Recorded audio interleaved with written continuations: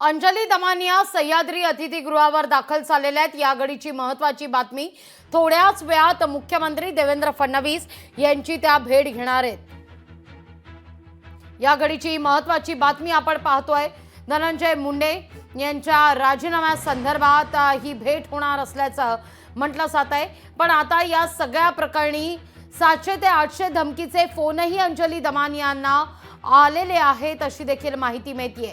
धमकीच्या phone संदर्भात दमानिया फडणवीसांशी चर्चा करणार असल्याचं देखील म्हटलं जात आहे।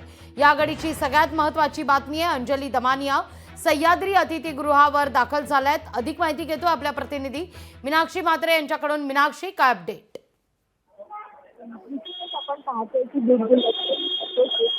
प्रकरणामध्ये ज्या पद्धतीने अंजली दमानिया यांनी आवाज उठवला आणि त्यानंतर मागच्या काही दिवसांपासून त्यांना वारंवार फोन कॉल्स येत आहेत विविध लोकांकडनं। सांगितलं जात आहे पंकजा मुंडे आणि धनंजय मुंडे यांचे कार्यकर्ते असतील, त्यांच्या जवळची लोक फोन कॉल करत असल्याचं त्यांचं म्हणणं आहे आणि अश्लील भाषेमध्ये अक्षरशः त्यांना शिवीगाळ करण्यात आलेला आहे। सोबतच त्यांचे काही फोटो जे आहेत फेसबुकवरती पोस्ट करून घाण शब्दांमध्ये पोस्ट करण्यात आलेली आहे।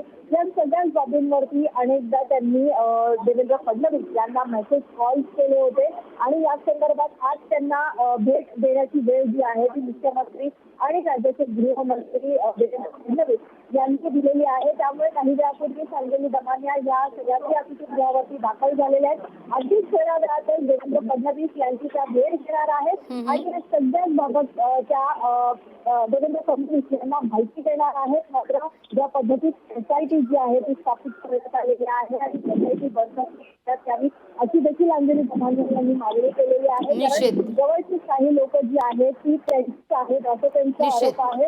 त्यामुळे निश्चित मुद्दा लक्षात होतोय। मीनाक्षी, या भेटी दरम्यान काय नेमकी चर्चा होते, काय आश्वासन मुख्यमंत्री आणि गृहमंत्र्यांकडून दमानियांना दिलं जातं, या सगळ्या संदर्भात तुमच्याकडून अपडेट घेऊ। तुर्तास धन्यवाद।